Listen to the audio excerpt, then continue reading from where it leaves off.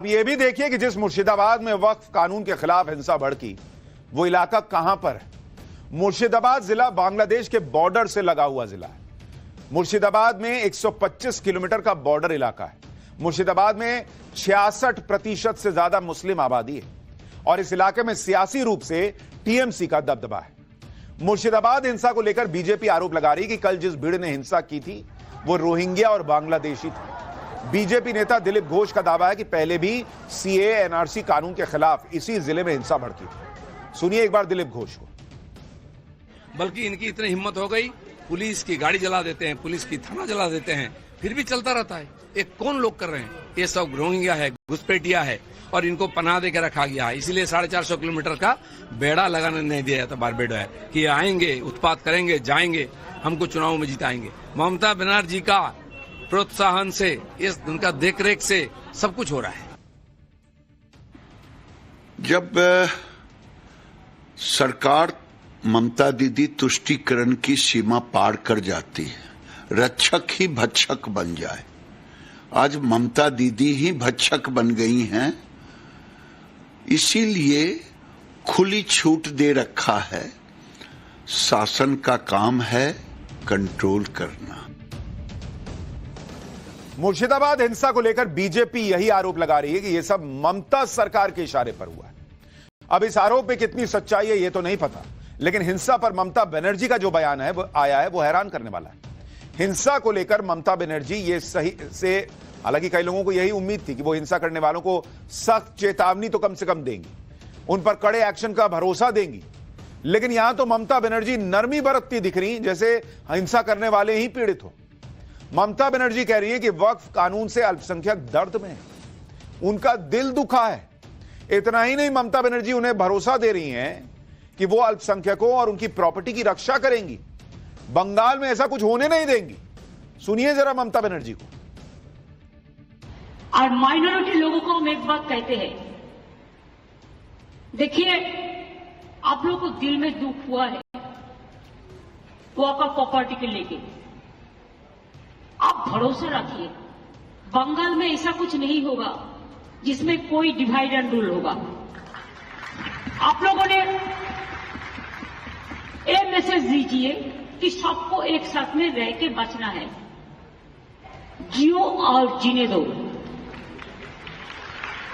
इसके लिए बेसमाल होने का बात नहीं है। देश की संसद से पास हुआ कानून है। ममता बनर्जी किस हिसाब से कह रही हैं कि यहां हम कुछ नहीं होने देंगे? क्या नहीं होने देंगे? क्या मतलब बंगाल में कानून लागू नहीं होगा क्या? ममता बनर्जी कह रही हैं कि वो बंगाल में कुछ नहीं होने देंगी, और उनके इस बयान का तो एक मतलब यह भी है कि वो बंगाल में वक्फ कानून पास न होने की धमकी दे रही है या लागू न होने की धमकी दे रही है। ऐसी धमकी ममता बनर्जी सीए एनआरसी कानून को लेकर दे रही थी। क्या वक्फ कानून पर भी ममता बनर्जी उसी लेवल पर भड़का रही हैं क्या? इतना ही नहीं, वक्फ कानून के खिलाफ ममता बनर्जी बांग्लादेश से भारत के बिगड़ते रिश्तों का डर दिखा रही है। वो अपने बयान में कह रही हैं कि बांग्लादेश के बॉर्डर की स्थिति आप देखो, अभी इसको यानी वक्फ कानून को पास नहीं करना चाहिए था, लेकिन तुरंत कुछ करने से कभी कभी दिक्कत होती है। हमारे लिए दिक्कत है, हमारे इधर 33% माइनॉरिटी है, तो हम क्या करें? उसको निकाल दें? कैसे निकाल सकते हैं? या आज नहीं, आजादी के टाइम से। लेकिन बॉस, मुसलमानों को निकालने कह कौन रहा है? रोहिंग्या और बांग्लादेशियों को निकालने की बात उठती है, मुसलमानों को निकालने की तो बात नहीं होती जो भारत के नागरिक हैं। और वक्फ का कानून जो आया वो किसी को निकालने की बात तो कर नहीं रहा। आप सोचिए ममता बनर्जी वक्फ के विरोध में क्या क्या बातें कह दे रही हैं। ममता बनर्जी की भाषा सुनिए, वो गोली मारने जैसे बयान भी दे रही हैं। हमको कहते हैं अब क्यों हर धर्म का जगह में जाता है? हम कहा है, हम जिंदगी भर जाएगा और जाते रहेंगे। अगर तुम गोली मार के मार भी दो तो हमको यूनिटी से तुम निकालने नहीं सकते हो। इसमें क्या यूनिटी है बॉस कि एक धर्म को कानून बना के दे दिया आपने कि जहां उंगली रख दो वो जमीन तुम्हारी हो जाएगी? इससे यूनिटी पैदा हो रही थी और ये रोक दिया तो यूनिटी खत्म हो जाएगी। कभी कहती है मुझे जेल भेज देंगे, कभी कहते हैं मुझे गोली मार दो फिर भी मैं जाऊंगी। अलग ही कहानी चल रही है इनकी। आप ये भी देखिए कि ये वही ममता बनर्जी हैं जो कुछ दिन पहले कह रही थी कि अगर वो सत्ता में आई तो पीएम मोदी के वक्फ कानून को पलट देंगी। वक्फ कानून के खिलाफ इधर ममता ने मोर्चा खोला है, उधर कांग्रेस भी इस रेस में पीछे नहीं दिखना चाहती, क्योंकि सवाल मुसलमान के वोट का है भाई। इसलिए गुजरात में हुए कांग्रेस अधिवेशन की समाप्ति पर जाते जाते कांग्रेस अध्यक्ष मल्लिकार्जुन खड़गे ने वक्फ कानून का मुद्दा छेड़ा और मोदी सरकार से इस बिल को वापस लेने की मांग कर दी। सुनिए।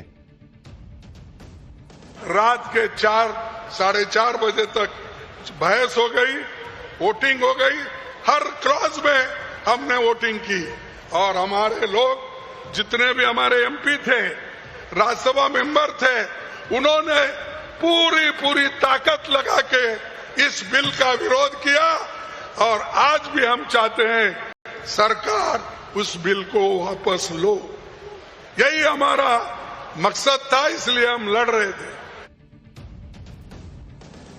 मल्लिकार्जुन खड़गे लड़ रहे थे, राहुल गांधी सेल्फी ले रहे थे।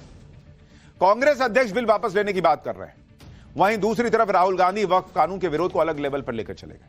राहुल गांधी ने कहा कि मुसलमानों के बाद मोदी सरकार ईसाई और सिखों को टारगेट करेगी। सुनिए राहुल गांधी को। वक्फ बिल फ्रीडम ऑफ रिलीजन पर आक्रमण है, कॉन्स्टिट्यूशन पर आक्रमण है। ऑर्गेनाइजर में लिखते हैं कि अब जो क्रिश्चियन कम्युनिटी है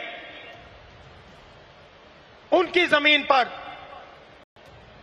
हम आक्रमण करने जा रहे हैं